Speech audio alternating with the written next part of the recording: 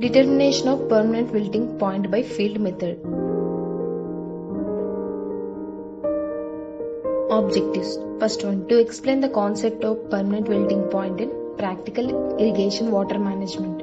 Second one, to determine the permanent wilting point under field conditions. The permanent wilting point is the point where there is no water available to the plant.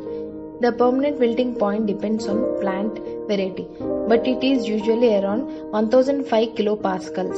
At this stage, the soil still contains some water, but it is difficult for the roots to extract from the soil. Nearly 15 bars of tension is required to extract water by plants. At this limit, if no additional water is supplied to the soil, most of the plants die.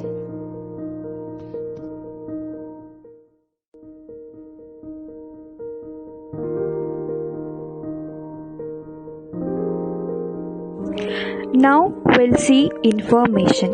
Removal of water either by the plant roots of a biologically active crop or due to soil evaporation from an initial wet soil causes the water films surrounding the soil particles becomes thinner and thinner.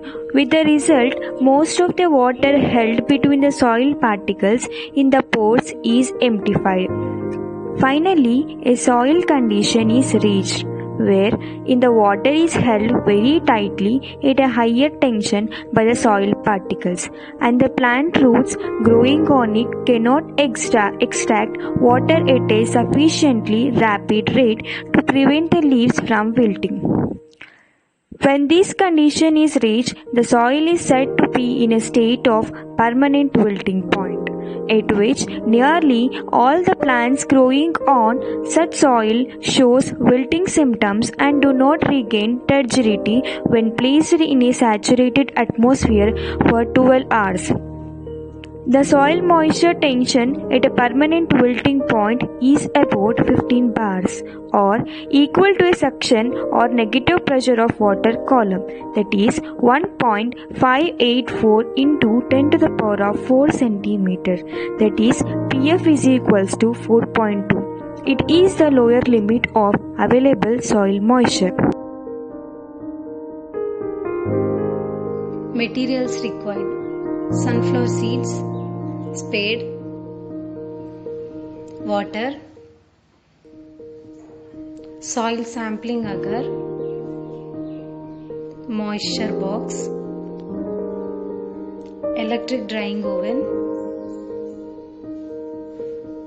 balance with 0.01 precision. Now, procedure. Select a well-leveled spot in the field 100 meters square for which permanent wilting point is to be determined. Second, prepare a chit basin of about 25 meters square, 5 meter into 5 meter with bund on all 4 sides. Allow the field to achieve good tilt. Remove all the vegetations to prevent transpiration. Next, ensure that water table in the experimental area is not within 2 meters from the soil layer of which permanent wilting point is to be determined. Next, sow the sunflower seeds at the rate 2 per each hill by adopting a spacing of 45 cm into 15 cm. Next, we should irrigate the plot immediately with adequate water to ensure proper field emergence. Then, after the field emergence, the crop establishment thin the plant to 1 per each hill. After that, grow the plants by taking up all necessary production measures till they develop 3 to 4 pairs of leaves. After that, at 3 to 4 leaf stage, water the plant for last time and allow the plant to deplete the soil moisture. After that, regular observation the plants with respect to their response to depleting soil moisture in the root zone. First sign is loss of turgor and display of wilting and rooting symptoms.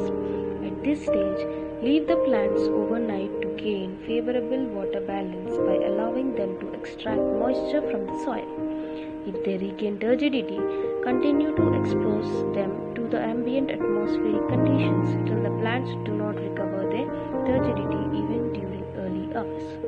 At this stage, take duplicate soil samples from the soil layer for which permanent wilting point is to be determined. Enter the test data in Table 1 and determine the soil water content by gravimetric method.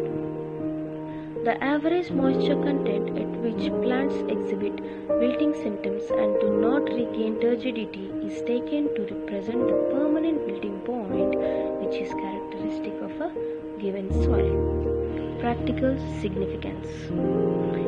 Knowledge of permanent wilting point along with field capacity aids in quantification of available soil moisture in the soil profile. Available soil water is used in practical irrigation management for identifying manageable allowable depletion level for scheduling irrigations, determination of profile soil moisture deficit, calculation of net irrigation requirements, etc.